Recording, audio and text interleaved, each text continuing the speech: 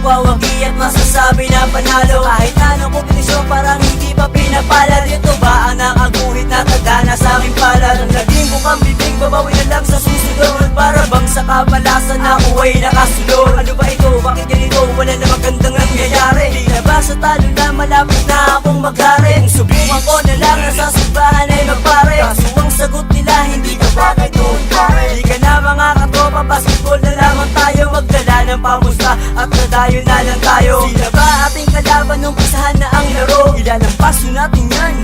Huwag ka pang magbiro. Pero